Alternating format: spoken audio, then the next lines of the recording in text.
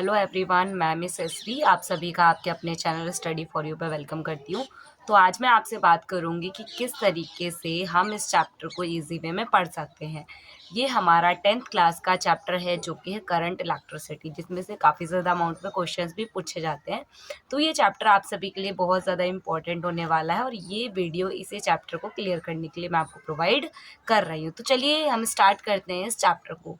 तो first of all मैं आपको बताना चाहूँगी कि करंट जो है एक्चुअली होता क्या है, क्योंकि देखो जब तक आप बेसिक टर्म्स को नहीं समझोगे तब तक आगे चैप्टर पे मूव करने का कोई फ़ायदा नहीं है, राइट।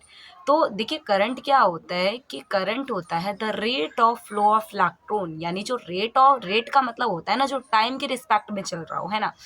यानी कि अगर टाइम धीरे धीरे बढ़ रहा है तो इलेक्ट्रॉन्स भी धीरे धीरे आगे मूव करने चाहिए। ये क्या होता है, रेट के रिस्पेक्ट में ना, टाइम के रिस्पेक्ट में, दैट मीन्स। तो क्या होता है कि the rate of flow of electron is called current, है ना। यानी एक नेगेटिव चार्ज पार्टिकल होते हैं जिनको हम क्या कहते हैं, इलेक्ट्रॉन्स कहते हैं, ठीक है।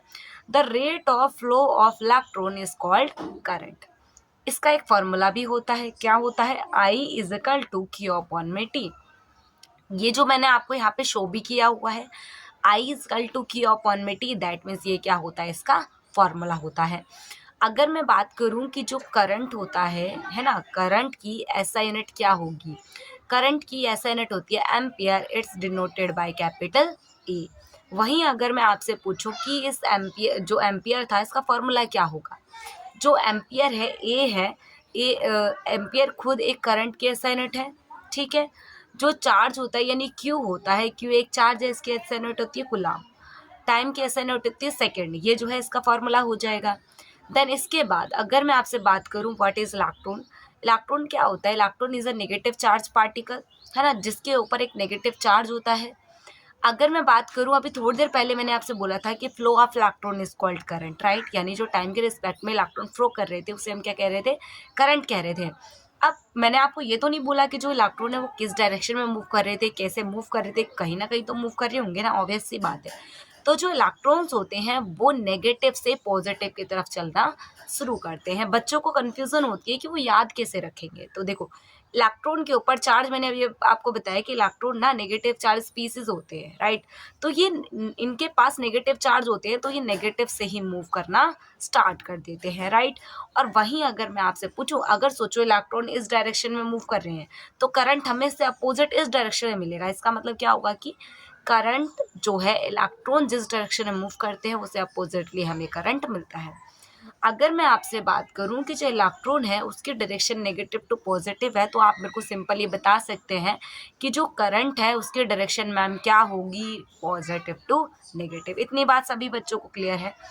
देन इसके बाद अगर मैं आपसे बात करूं कंडक्टर, इंसुलेटर, सेमीकंडक्टर।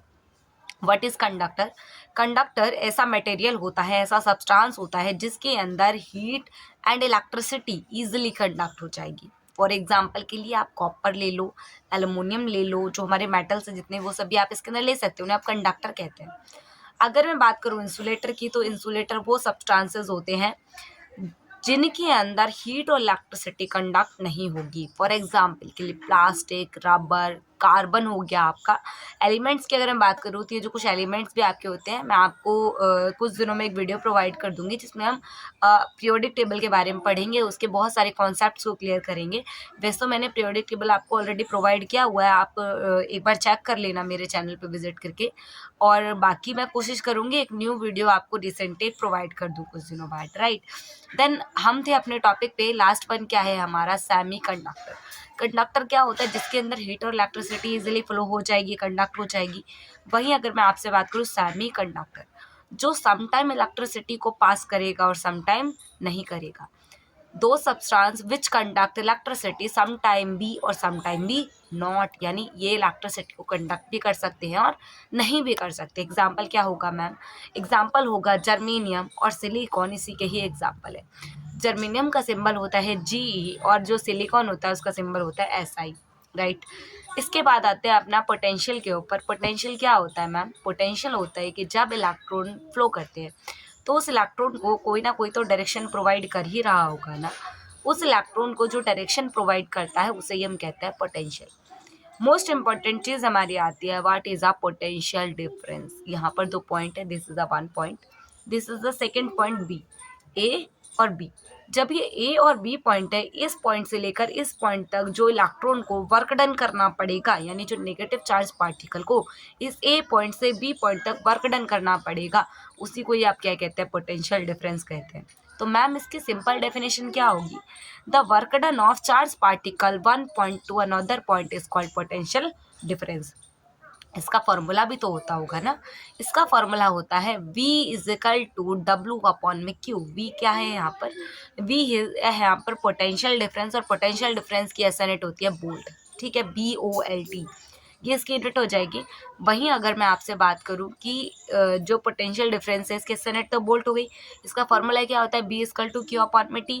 क्यू क्या है यहाँ पर, क्यू है यहाँ पर गुलाम यानी कि चार्ज, और डब्ल्यू क्या है यहाँ पर वर्क डन। इसी फॉर्मूले से ही इसकी डेफिनेशन बनी है, बिल्कुल सिंपल है, आप एक बार इसको ठीक से देखेंगे आपको लर्न हो जाएगा। आगे चलो, आगे चलते हैं। नेक्स्ट क्या है हमारा टॉपिक, ओम्स लॉ। क्या कहता है ओम्स लॉ, ओम्स लॉ कहता है कि जो पोटेंशियल डिफरेंस है वो डायरेक्टली प्रोपोर्शनल होता है करंट के। इसका क्या मतलब हो गया, ये प्रोपोर्शनल का सिंबल कुछ इस टाइप से होता है, और इसका मतलब क्या होता है कि जो हमने V लिखा है डायरेक्टली प्रोपोर्शनल टू I लिखा है, ठीक है, यानी potential difference is directly proportional to current होता है, राइट।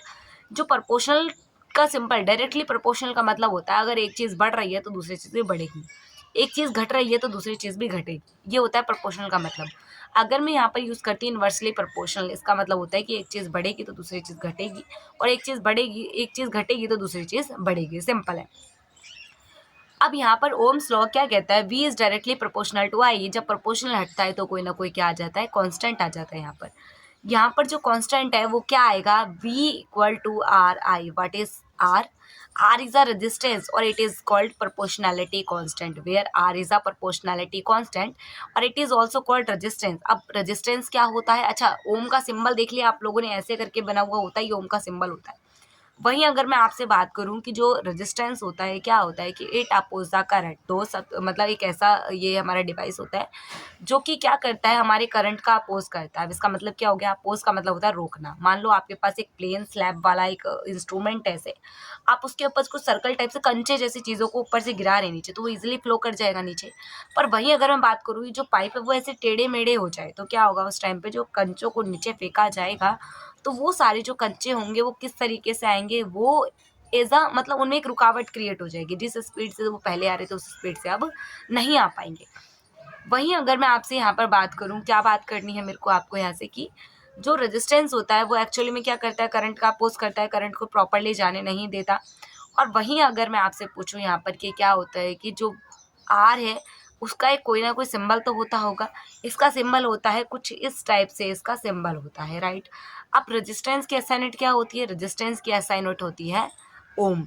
तो यहाँ तक आई होप आपको क्लियर हो गया होगा। अगर यहाँ तक क्लियर हो गया है तो आने वाली नेक्स्ट वीडियो में हम इसके आगे का कॉन्सेप्ट समझ लेंगे, जहाँ पर मैं आपको बताऊंगी कि रेजिस्टेंस जो है किसी कंडक्टर के किन किन चीज़ों पे डिपेंड करता है। और इसके बाद हम बात करेंगे यहाँ पर resistance in series in parallel की। तो मिलते हैं नेक्स्ट वीडियो में। अगर वीडियो हेल्पफुल लगी है तो वीडियो को लाइक करें, और नेक्स्ट आने वाली वीडियो के नोटिफिकेशन के लिए चैनल को सब्सक्राइब कर लें, और बेल आइकन को ज़रूर क्लिक करें ताकि आने वाला वीडियो का नोटिफिकेशन आपको तुरंत मिल जाए। थैंक यू सो मच, मिलते हैं नेक्स्ट वीडियो में।